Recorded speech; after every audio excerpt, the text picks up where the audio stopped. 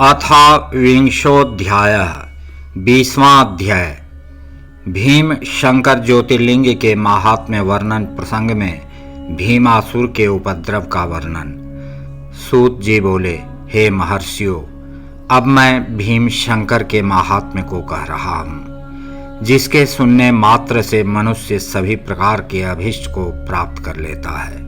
काम रूप नामक देश में लोकहित की कामना से साक्षात कल्याण एवं सुख के भाजन शिवजी स्वयं प्रकट हुए थे।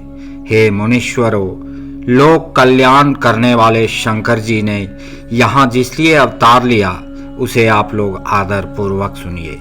मैं कह रहा हूँ, हे ब्राह्मणों, पूर्व समय में सभी प्राणियों को सदा दुख देने वाला एवं धर्म को नष्ट करने वाला भीम नाम का एक बड़ा बलवान राक्षस हुआ था। महाबलवान वह कुंभकर्ण के द्वारा करकटी नामक राक्षसी से उत्पन्न हुआ था और अपनी माता के साथ सह्य पर्वत पर निवास करता था। संसार को भयभीत करने वाले कुंभकर्ण का राम के द्वारा वध कर दिए जाने पर वह राक्षसी स्वयं सह्य पर्वत पर अपने पुत्र के साथ निवास करने लगी। हे द्विजो, सारे प्राणियों को दुख देने वाले प्रचंड पराक्रमी उस भीम ने बाल्यावस्था में किसी समय अपनी माता करकटी से पूछा। भीम बोला, हे माता, मेरे पिता कौन हैं? वे कहाँ रहते हैं और तुम अकेली ही यहाँ क्यों रहती हो? मैं वह सब जानना चाहता हूँ, तुम इस समय ठीक ठीक बताओ।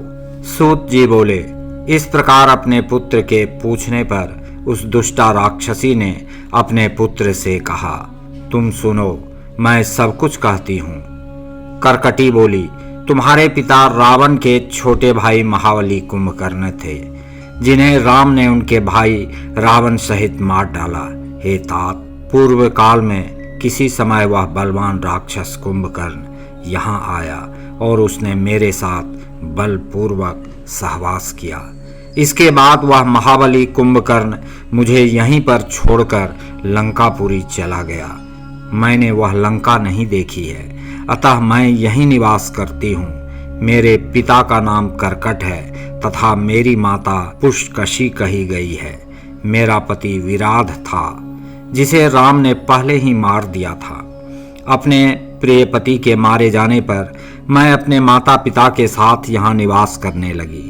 मेरे माता पिता को सुतीक्ष्ण ऋषि ने भस्म कर दिया और वे मर गए।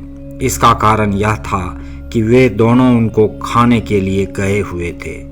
तब परम तपस्वी महात्मा अगस्त्य शिष्य सुतीक्ष्ण ने क्रोधित हो उन्हें भस्म कर दिया।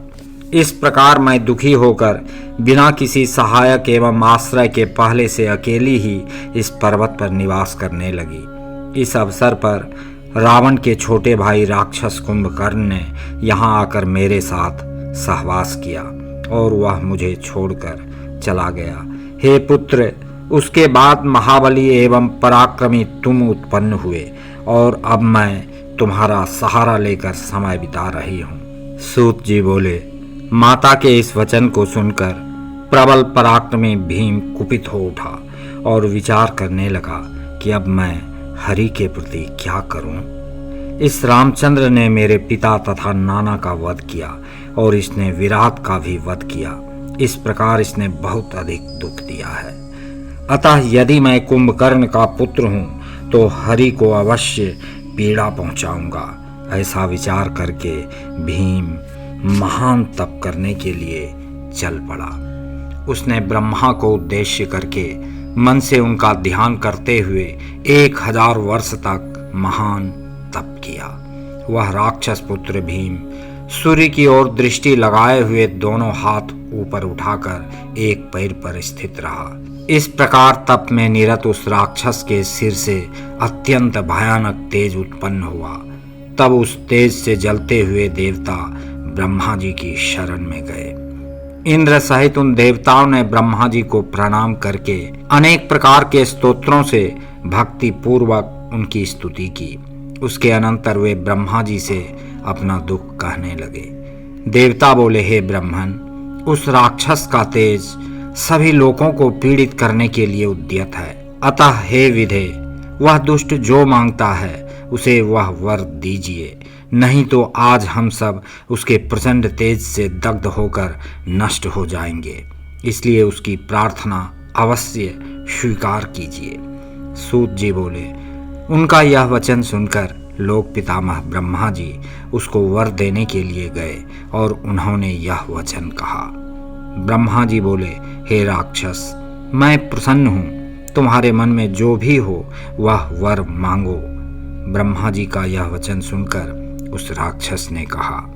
भीम बोला, हे देवताओं के स्वामी कमलासन ब्रह्मा जी, यदि आप मुझ पर प्रसन्न हैं तथा मुझे वर देना चाहते हैं तो आज मुझे अप्रतिम बल दीजिए। सूत जी बोले, ऐसा कहकर उस राक्षस ने ब्रह्मा जी को प्रणाम किया और ब्रह्मा जी भी उसे वर देकर अपने धाम को चले गए। तब ब्रह्मदेव से अतुल बल का वरदान प्राप्त कर उस गर्वयुक्त राक्षस भीम ने शीघ्र ही घर आकर माता को प्रणाम कर कहा। भीम बोला, हे माता, अब मेरे बल को देखना, मैं इंद्र आदि सभी देवताओं, विष्णु तथा उनके सहायकों का घोर विनाश करूंगा। सूत जी बोले, इस प्रकार कहकर प्रचंड पराक्रम वाले उस भीम ने सर्वप्रथम इंद्रादि देवताओं को जीता और उन्हें अपने अपने स्थान से हटाकर बाहर निकाल दिया। इसके बाद सहायता हेतु देवताओं के द्वारा प्रार्थित विष्णु को भी उस दैत्य ने जीत लिया। तदनंतर उसने प्रसन्नता पूर्वक पृथ्वी को जीतने का उपक्रम किया। वह पहले कामरूप के स्वामी सुदक्षिण को जीतने गया। वहां राजा के साथ उसका भयंकर युद्ध हुआ। असुर भीम ने ब्रह्मा के वरदान के प्रभाव से उस महावीर तथा शिव भक्त महाराजा को युद्ध में जीत लिया। तब उस महाभयंकर पराक्रम वाले भीम ने प्रभावशाली कामरूपेश्वर को जीतकर बांध लिया और क्लेश देने लगा। हे द्विजो, उस दुष्ट भीम ने उस शिव भक्त राजा का सामग्री सहित राज्य तथा सर्वस्व छीन लिया। उसने उस धर्मात्मा शिव भक्त तथा धर्मप्रिय राजा को बेड़ियों से बांध दिया और एकांत में बंद कर दिया। तब वहां उसने अपने कल्याण की इच्छा से उत्तम पार्थिव लिंग बनाकर शिवजी का भजन करना प्रारंभ किया। उसने अनेक प्रकार से गंगा जी की उस समय स्तुति की। मानसिक स्नान आदि कर्म करके उस नृप श्रेष्ठ ने पार्थिव विधान से शिव का पूजन किया। जिस प्रकार का ध्यान विहित है वैसा ही ध्यान विधि पूर्वक करके प्रणाम, स्तोत्र पाठ, मुद्रा, आसन आदि के साथ सब कुछ करते हुए उसने प्रसन्नता पूर्वक शिवजी की उपासना की। वह प्रणव के सहित पंचाक्षरी विद्या का जप करता था। उस समय उसे अन्य कार्य करने के लिए कोई अवकाश न रहा। राजा को अत्यंत प्रिय उसकी पतिव्रता पत्नी, जिसका नाम दक्षिणा था, प्रेम पूर्वक सविधि पार्थिव पूजन किया करती थी। इस प्रकार उन दोनों पति पत्नी ने शिवाराधन में तत्पर हो भक्तों का कल्याण करने वाले शंकर की तन्मयता से सेवा की। वरदान के अभिमान से मोहित हुए उस राक्षस ने संपूर्ण यज्ञ कर्मादि धर्मों का लोप कर दिया और सब कुछ मुझे ही समर्पण करो, वह इस प्रकार का प्रचार करने लगा। हे महर्षियों, उसने दुष्ट राक्षसों की बहुत बड़ी अपनी सेना लेकर सारी पृथ्वी अपने वश में कर ली और शक्ति संपन्न होकर वेद धर्म, शास्त्र धर्म, स्मृति धर्म एवं पुराण धर्म का लोप कर स्वयं वह सबका भोग करने लगा। हे द्विजो, उसने इंद्र सहित समस्त देवताओं तथा ऋषियों को पीड़ा पहुंचाई और उन्हें अत्यंत दुखित करके उनके स्थानों से निकाल दिया। तब व्याकुल हुए इंद्र सहित देवता तथा ऋषि ब्रह्मा और विष्णु को आगे कर शंकर की शरण में गए। उन लोगों ने महाकोशी नदी के उत्तम तट पर लोक का कल्याण करने वाले शंकर की अनेक स्तोत्रों से स्तुति कर उन्हें प्रसन्न किया और पार्थिव मूर्ति बनाकर विधि पूर्वक उनकी पूजा करके क्रम से अनेक प्रकार के स्तोत्रों तथा नमस्कार आदि से उन्हें प्रसन्न किया। इस प्रकार देवगणों की स्तुति आदि से स्तुत हुए शिवजी ने अत्यंत प्रसन्न होकर उन देवताओं से यह कहा। शिवजी बोले, हे विष्णु, हे ब्रह्मन, हे समस्त देवताओं एवं ऋषियों, मैं प्रसन्न हूँ। आप लोग वर मांगिए, मैं आप लोगों का कौन सा कार्य करूं? सूत जी बोले, हे द्विजो। तब उन शिवजी के द्वारा यह वचन कहे जाने पर देवता लोग हाथ जोड़कर भली भांति प्रणाम करके शिवजी से कहने लगे। देवता बोले, हे देवेश, आप सबके मन में स्थित सारी बातें जानते हैं। आप अंतर्यामी हैं, अतः कोई भी बात आपसे छिपी नहीं है। हे नाथ, फिर भी सुनिए, हम लोग आपकी आज्ञा से अपना दुख निवेदन करते हैं। हे महादेव, आप अपनी कृपा दृष्टि से हमें देखिए। कुंभकर्ण से उत्पन्न करकटी का बलवान पुत्र राक्षस भीम ब्रह्मा के द्वारा दिए गए वरदान से उन्मत्त होकर देवताओं को निरंतर पीड़ा पहुंचा रहा है। हे महेश्वर, आप दुख देने वाले उस भीम नामक राक्षस का वध कीजिए, कृपा कीजिए। हे प्रभु, इसमें विलंब ना कीजिए।